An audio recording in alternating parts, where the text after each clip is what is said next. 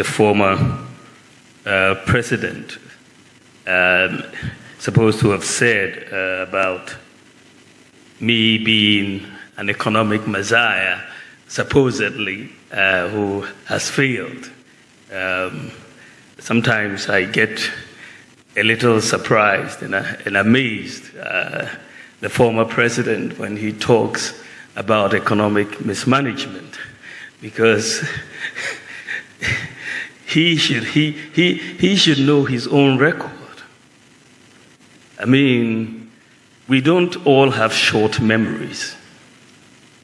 We really don't all have short memories. His record in economic management, what he left us with in 2016, was an abysmal record. It's just an abysmal record. We had endured doomsday for 4 years with all the destruction of industry and livelihoods that happened. People died because of doomsday in hospitals. The National Health Service was virtually collapsed. Remember, we are basically back to a cash and carry system. The National Ambulance Service was virtually dead. We had maybe about 37 ambulances for the whole country. Unemployment as a result was very high. Agriculture, GDP growth had declined to 3.4%. 3.4%. Agricultural growth had declined to 2.9%. And of course, industry growth had collapsed because of doomsday. Unemployment was high. There was a freeze on public recruitment as a result. And the banking sector was on the verge of collapse. We had, as a result, the cancellation of teacher training allowances, the cancellation of nursing training allowances. You had a 3-month pay policy for teachers, could work for 3 years and be paid. And many children could not attend senior high school because of difficulties of paying fees and so on. You had many, many challenges that he left us with. So when you juxtapose that record with what we have been able to do in these last 8 years almost, it's really night and day. We have created at least 2.1 million jobs. The latest number I saw was 2.3 million. But let's say at least 2.1 million jobs in the last 7 years. And this is hard data I'm talking about. 2.1 million jobs. We've kept the public sector workers employed and fully paid through the COVID pandemic. We didn't lay anybody off. And if you look at it, we've built more roads, 3 times more the length of roads than what he did in office. We've built more railway than any other government in the Fourth Republic. Expanded rural telephony. There were 78 sites for rural telephony when we came in. Today there are 1,008 sites for rural telephony. We built more libraries, public libraries, than any other government. I mean, his time he built only 8 years, 3 public libraries, 8 years.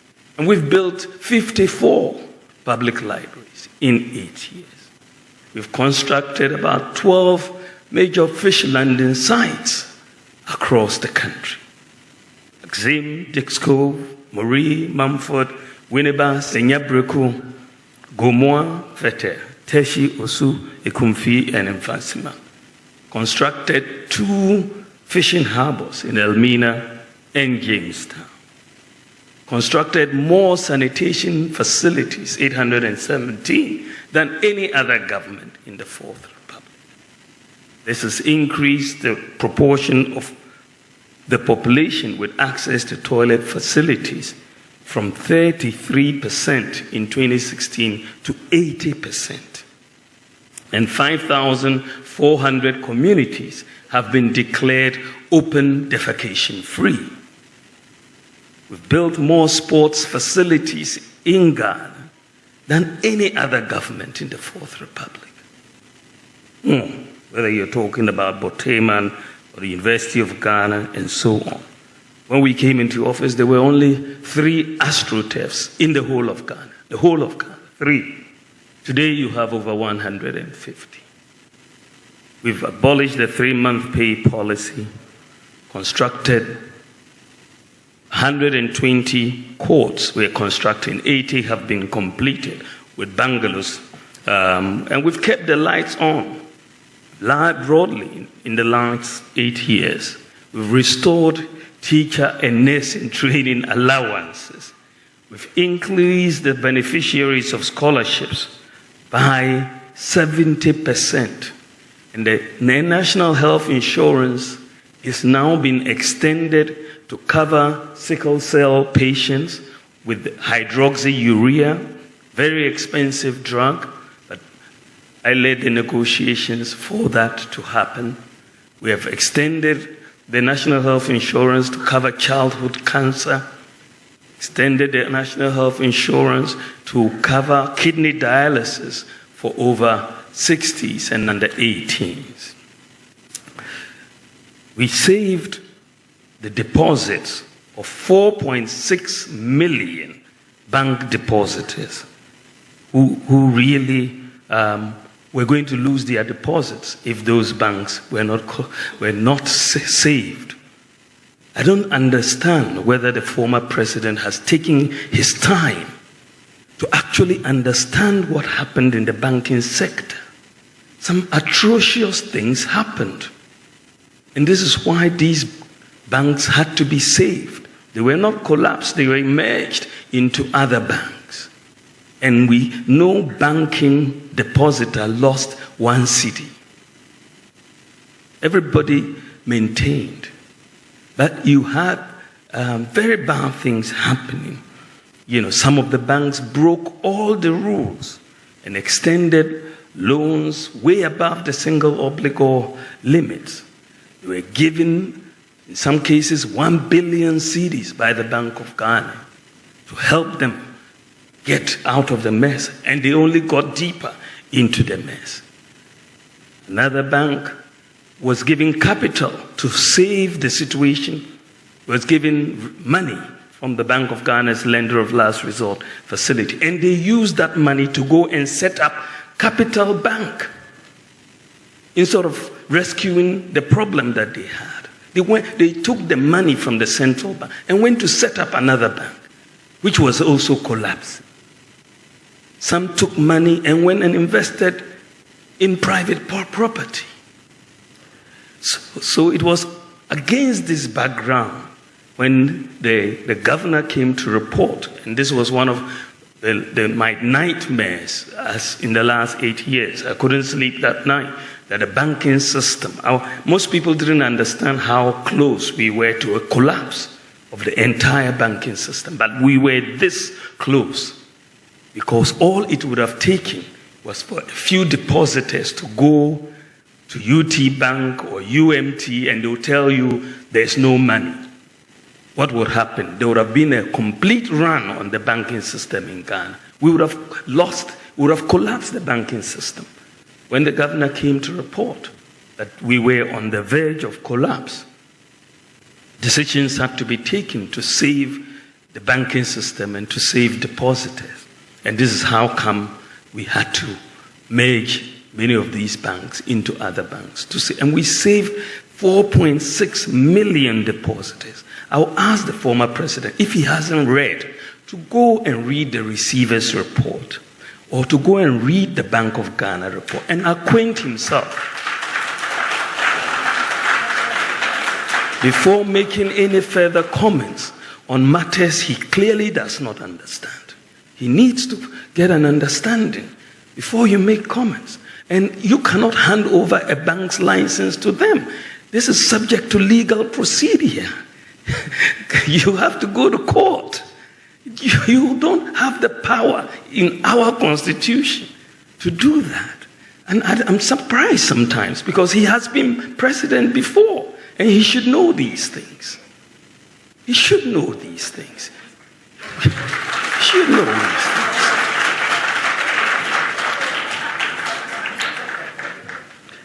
Ladies and gentlemen, we have tripled the capitation grant per child since we came into office, from 5 cedis to 15 cedis. And what is interesting also is that we've had the lowest increase in electricity tariffs in recent history. Between his time, 2009, and 2016, when they were in office, the average annual increase in electricity tariffs was 50% a year. That's the average. Some of the years were 80%. Between 2009 and 2016, 50% average a year. In the last 8 years, the average increase in electricity prices has been 11.1%. This is the lowest average increase of any government since 1992. Any government since 1992. When we came in our first term, we abolished and reduced 21 separate taxes. And we reduced import duties by 50% between 2019 and 2021. 50% reduction in import duties. And that, of course, we had to go back on that when we got into the crisis. We introduced the National Rental Assistance Scheme to help to deal with this problem of rent advance. And it is one of the best schemes that we have seen. It has worked very well, and we are going to expand it for the rest of the country. We are going to put in serious money, because with that, you don't need to pay 2 years rent advance. You will pay the landlord and you just pay monthly, and it's working, and of course, working with the private sector. Infant mortality under our government has come down from 37.9 in 2016 to 31.7. And in terms of LEAP, Livelihood Empowerment Against Poverty, we have increased payments almost tenfold, from 49 million that we used to pay every year to 423 million LEAP payments. Now, National Health Insurance, NHIS expenditure has also gone up from 1.1 billion to 6.8 billion. During COVID, we had free water for everybody for a year and free electricity for lifeline consumers and all of that. We brought in over 4 million beneficiaries now under school feeding, up from 1.6 million. We've absorbed the examination fees for all students of BCA and WACSI.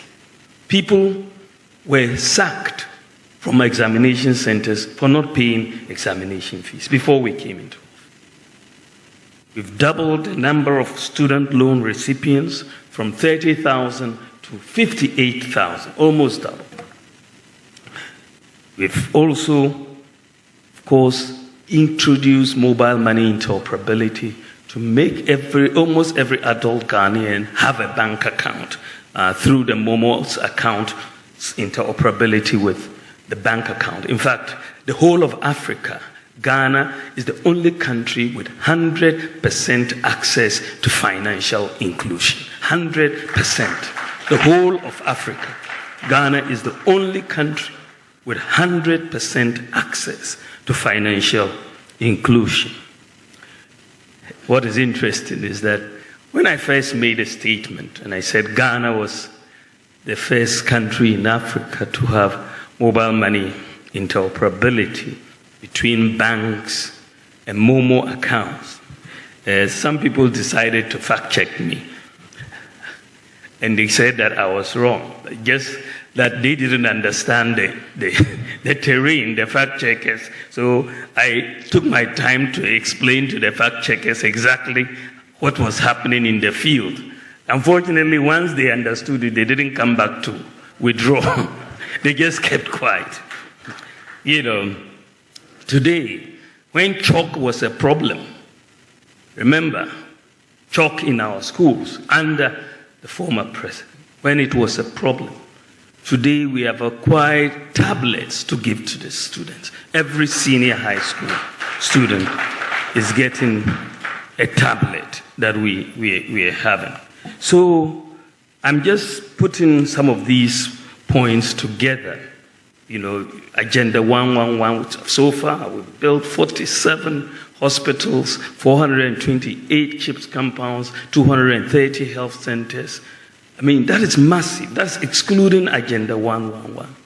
We've brought in drone delivery, and Ghana is now the whole world's the largest medical drone delivery service in the whole world. We're leading the world. The ambulance service, which was collapsing, we've brought in one constituency, one ambulance, and we are making a lot of progress in that direction. So I think that, what is clear, I don't have to go through every sector. The data, for me, I speak only with data. And the data is very, very clear that we have our government.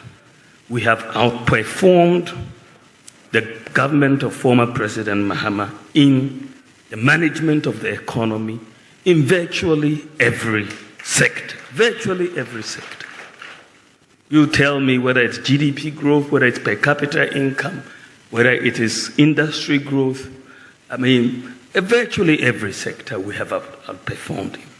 So he either does not read or he does not understand the data. He needs to do one of the two. Take his time to read the data and understand what it is before he comes out to speak, because he will speak out of ignorance. Because if you understand the data, and I believe that as a former president, he does understand the data. He must understand the data. And I believe that is why he doesn't want to debate me.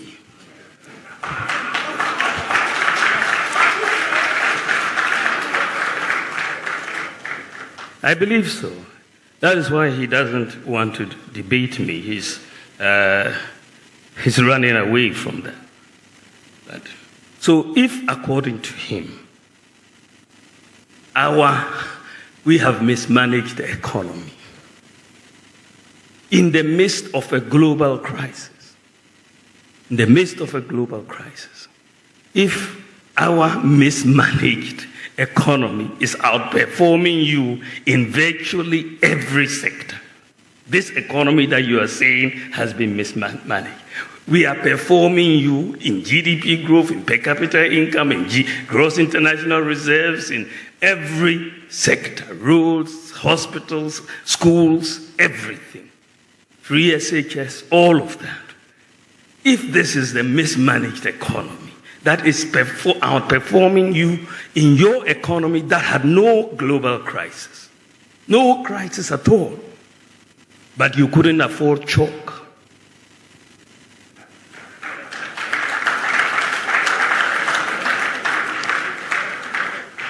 You couldn't afford chalk, but there was no crisis. So if our mismanaged economy is performing better than your better managed economy, then in that case, you must not have been very good. Let me put it mildly. I was going to say incompetent. Because our bad economy it's much better than your good economy. It doesn't make sense. So I think that the matter, I hope that this matter can be settled. There's no way he can say that his economy that he managed as president, by the way, I'm not yet president, in another 3 months, inshallah.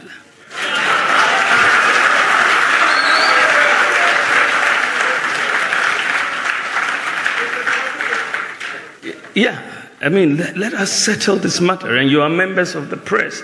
You read the data. You follow the data. You know the data. You know that we have done better than him. So why does he want to come back? I mean, it's like you go for an exam with someone in school. You score 70%, they score 30%. And they want to convince people that they are better than you. It doesn't make sense in that sense. So I seriously believe that statement, that we have failed. Of course, we've had challenges. Nobody can say we haven't had challenges. We have had challenges, serious challenges, challenges that have kept me up at night. In 2022, that was the horrible year for us, 2022. Petrol prices went up to 23 cedis per liter.